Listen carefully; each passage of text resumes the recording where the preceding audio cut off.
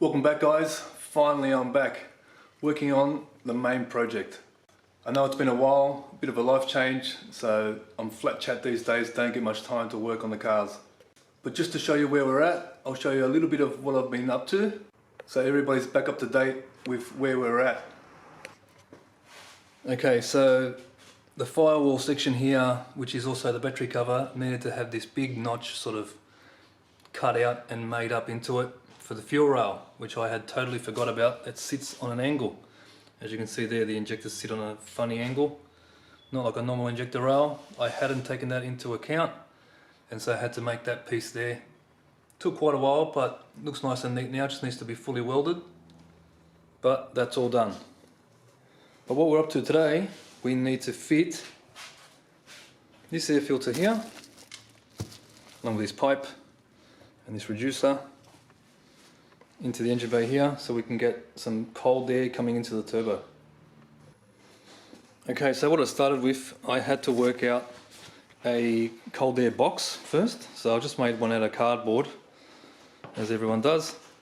You need to work these things out before you change them into metal. So basically it needs to sit in this cavity here. It's the only spot. You see where the turbo goes there. You can either go straight down and suck in hot air, or you can create a little area, as I've done here. So this sort of sits, let me get it into position. Okay, so that sits in like that. So that'll be the little aluminium sort of casing that I'll make for it. You can see from here where it'll get cold air that'll whiz past the headlight. I don't know if you can see that. So we need to make a pipe, basically come out of here, go into there, however which way, and inside will be the air filter.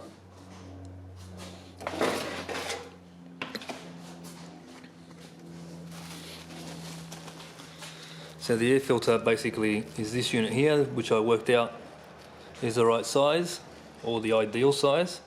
So that'll sit something like that in there, in this little box, and get nothing but cold air.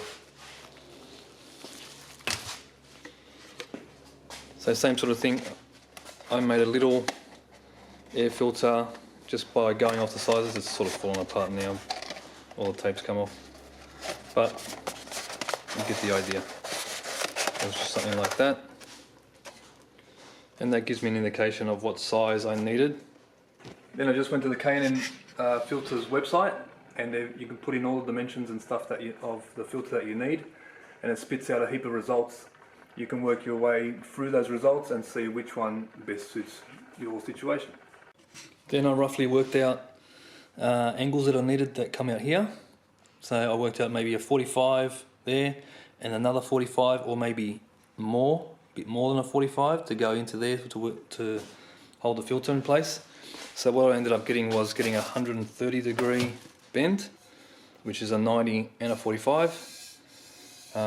This is an Airflow product, so you can see all the little packages that came here. I find them to be pretty good. It's 2mm wall thickness. You don't need it to be super thick, it's not going to hold any boost or anything like that. And a 4" to 3.5" reducer. Oh, by the way, that's 3.5 inches.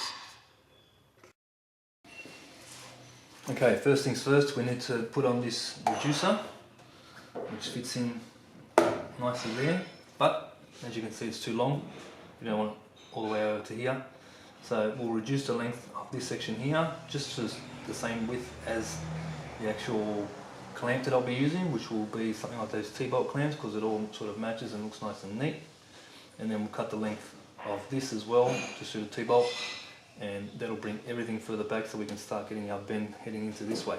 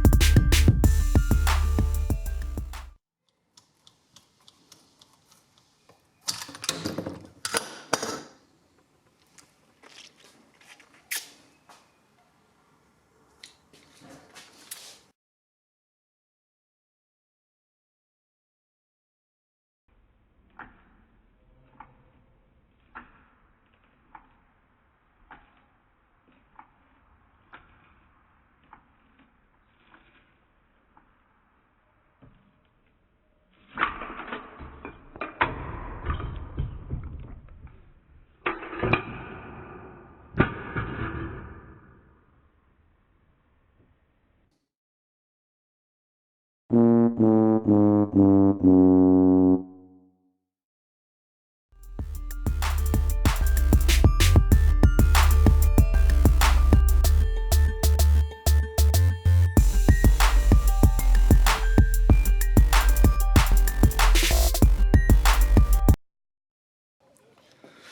so the first bend I've sort of worked out needs to be a 45. We need to go 30mm in to grab the silicone hose. So the best thing to do is to cut off your end or your leg. So measure up from the straight 30mm, which is the length that will go into the silicone hose. Cut from there, because no matter what, it's as far in as you can go. You don't want to be having this area sitting out. You want to get started on the bend straight away, in my situation anyway. So I'll measure 30mm here, mark it, cut that end, and I'll start my bend and see where it starts heading.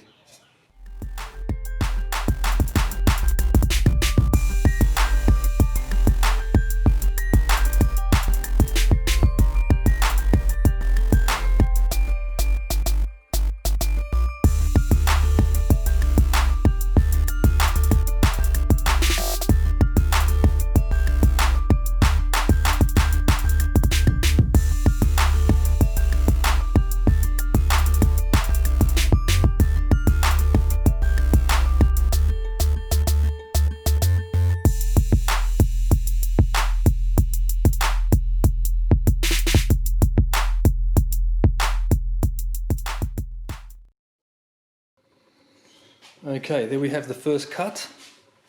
So that's all into place there. So that sits as far in as it can go. Looks nice. So far so good. So now we've got to start working out where I'm going to do the cut, maybe there. So you can sort of get an idea, nice and straight there, and then use the rest of this bend to start shaping across that way and down, of course. So like an angle that way, and the air filter will start from around about there. Okay.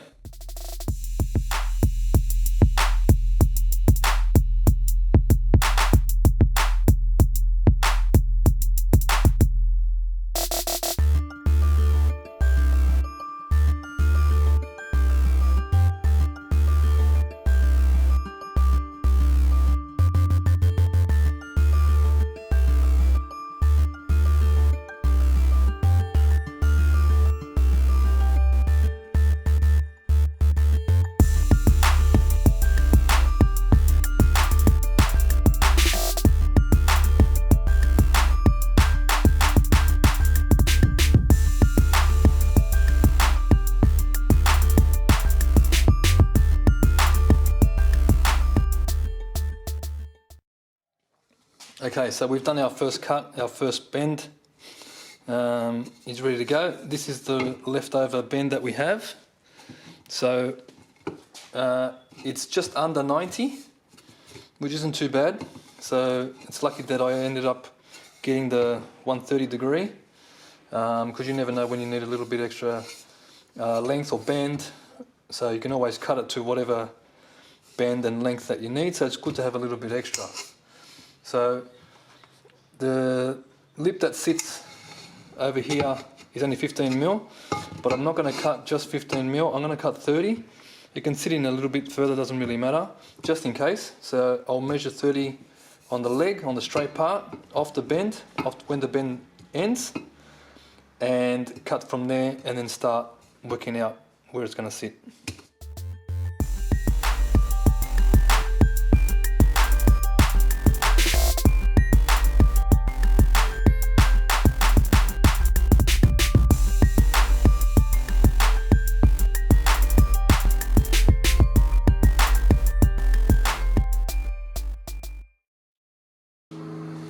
Alrighty, we've got the other cut done.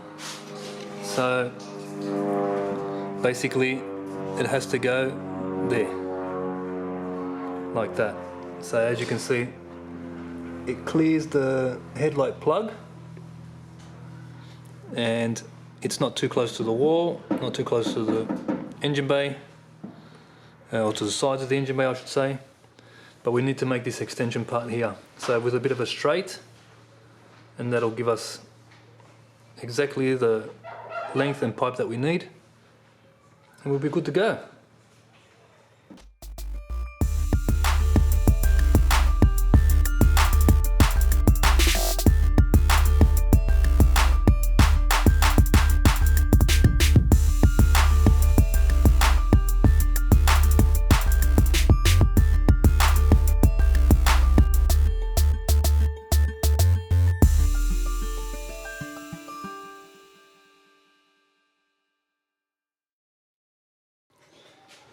Okay, there's the extension just there.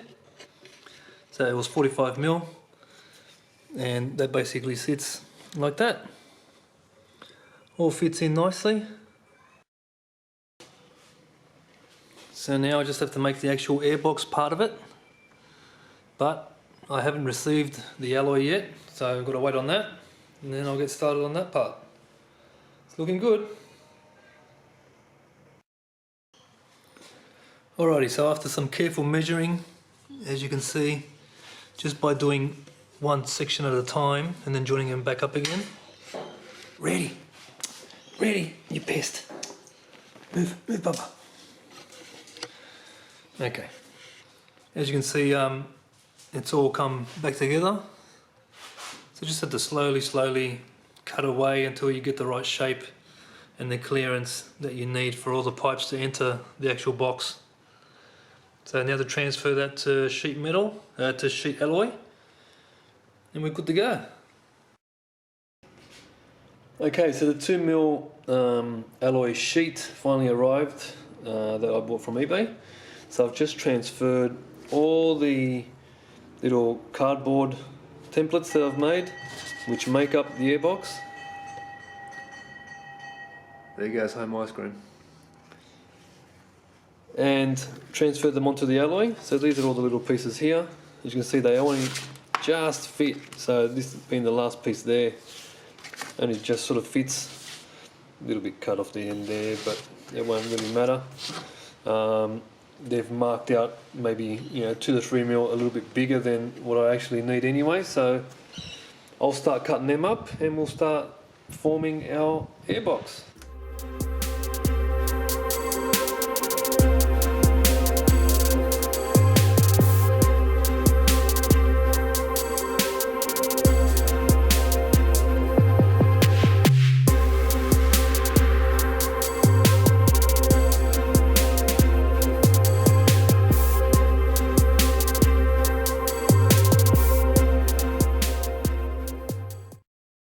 Okay, so we've got all our pieces now. They've all been cut out of the alloy, aluminium, whatever you will call it.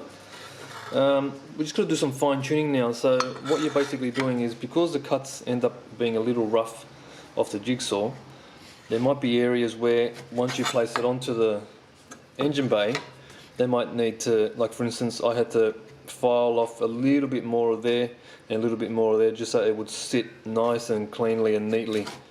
So you've got to basically do that to all the areas, especially where they butt up to the engine bay, and all your straight edges where they butt up to each other. Okay, so for instance, areas that need to butt up like that, butt up that way. Okay, just clean all them up with the file, and make sure they're all nice and straight and neat, and as neat as you possibly can get them, so that all the gaps are minimal and everything butts up nicely. So that's what we're up to now.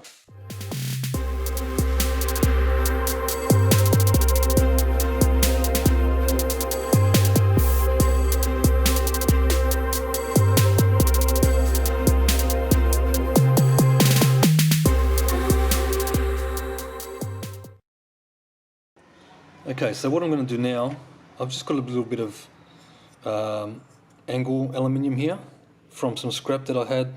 This is actually from one of the brackets from the old radiator that I bought, so the one that didn't work. So what I'm going to do, I'm just going to use some of this to brace these two pieces, or all the pieces that are right angled and meeting like that, just so it gives it a little bit more strength. Plus it'll make it a lot easier for me to weld. So if I weld this piece onto here, and then flip it and put that piece onto there, it'll just make things much easier to do.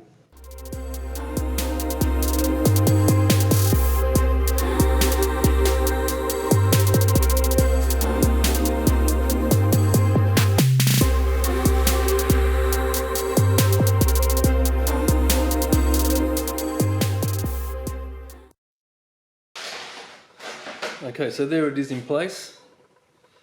I'm going to make some brackets that'll sit on the inside there so I can bolt it down to the actual engine bay so it doesn't move anywhere. The actual intake pipe all sits nicely. This is the last piece here. So this will go and bolt on to the top because it's hard to get the whole thing in all in one unit, so you know you can't get the actual pipe in. So that'll sit like that. As you can see, then once the pipe sits up, everything closes in. Hey guys, we're back. It's been a week, so I was waiting on deliveries of some goodies. The goodies were this rubber U-channel that I bought. So this stuff here, you can see that. It's just got a 1mm gap. Even though the alloy is 2mm, it still seems to fit on there really neatly and nicely, as you can see. And it's just to stop it wherever this sits on the engine bay as such, to not vibrate or rub on the paint or do anything like that, as this is the top piece there. It's a little tricky to get on because it's so tight, but it's nice. It goes on nice and neat, and keeps this looking nice and neat. So I'll just lay the rest of that on, and then we'll do another trial fit for the brackets.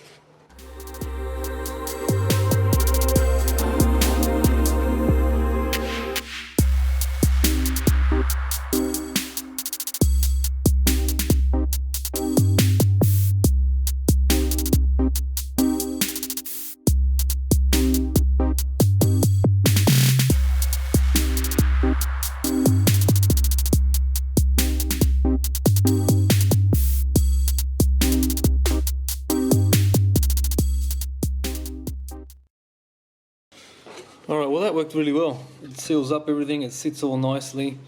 As you can see here, see one end sort of sits up a little bit. So it depends which way you sort of see that. So if you sort of face that and that's facing on the outside, it'll look a little bit ugly because it doesn't sit flush with the face of the alloy. So you just got to be careful how you sort of lay it on. I might have to put a little bit of some sort of adhesive or something once this is all painted up and done, so it stays in that position. But I'd rather not. I'd rather it just be able to be removed. But we'll see how we go. Maybe with a little bit of heat, with a heat gun, I can see these areas where they curve just to shrink up a little bit. Just a little bit of experimenting. I've got a metre of it anyway, so plenty of U-channel to go around. So now I've made these little brackets. You guys have seen me do these before, so just on the vise, give them a bend and radii the corners just to make them all neat. But these have to sit here. That one goes there, and the U-channel's in the way. I can't sit it up, it's got to sit flush. So I'm going to have to do a little cut there so that one fits. And then number two, this is where the other one goes. That one goes there. So I'll just cut a little section out now and see how they fit. Then tack weld them on and find the positions for them in the engine bay.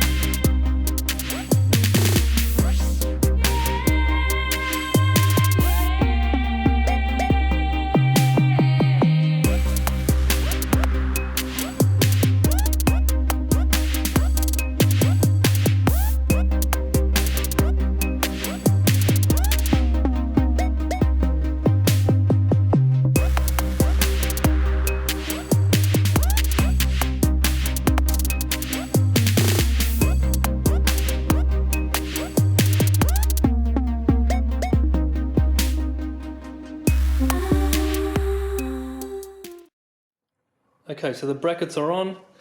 It's all mounted nice and securely, as you can see. I've put the little rubber gasket around the pipe here, or the cutout for the pipe, so that'll fit all nice and snug. That doesn't move anywhere either. These aren't tightened up yet. I'm not going to be using these clamps, but something similar. Maybe a T-bolt clamp so it all matches and all suits that. I've just got these for now because they were the only things that I had lying around that would help me, you know, place it in the right position and everything. You can see here the air filter clears, there's clearance at the bottom, there's clearance on the sides of it. It's all in position, looks really nice. So the only thing left now is the lid, which is this. So basically it goes in like this and will sit there like that. Same rubber gasket, just to stop vibration and rubbing and all that sort of stuff. I'm just going to drill a couple of holes, put a few bolts in here. Something flush. I need something flush because I've got a little secret piece that I'm going to show you guys once it gets designed and cut that goes on top. So I'll just mark out the holes, make them so that all sits in place. As you can see it sort of wants to fall off. But that's what those brackets are for, these ones here. There's little angle brackets that I've welded on. So I'll just mark them out, put a couple of holes, and that top piece will secure itself into place and cover the whole area so nothing but cold air goes in to the turbo. Just something that I thought was really funny now that came to mind. Do you guys end up with this sort of situation? Do you have drill bit sets that are missing certain drills because you've snapped them? So what you end up doing is you go to Bunnings, you end up buying another drill set, but you don't want to spend too much money, so you don't buy the best drill set, which has got everything you need. You just buy one that's big enough, that has all the broken drill bits that you've snapped, and then you snap a couple more from the other drill set, and you end up with bits and pieces of drills all over the place. So now I've had to pull out.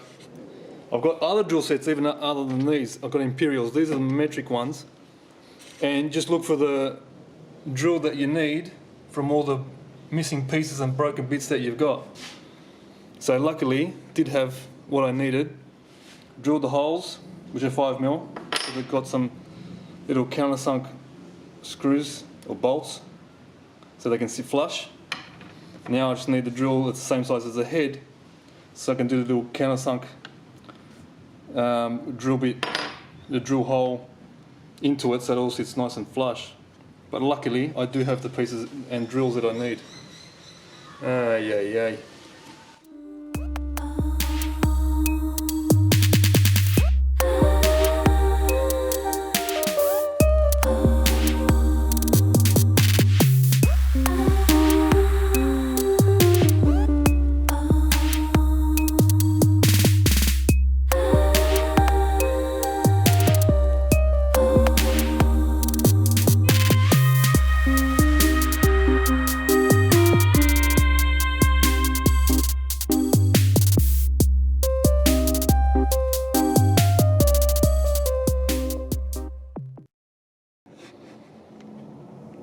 All screwed down into place now. Sits pretty good. As you can see, it's touching here. So just this little part of the engine bay there. But I was expecting that, and I needed to make more clearance anyway because I've got that dress piece that's sitting on top, and that's going to be around 2 or 3mm as well. So what I'm going to do, I'm just going to shave all along here up to this line here, make it all look nice and smooth. I'll do the same on the other side so it all matches, and I'll keep that area there so it sort of looks factory as well. Plus I'm sure it'll come in handy to run wiring down there. But for now I'll just shave here, make it nice and neat, take my time with it, just grind it down and give it a bit more clearance that it needs.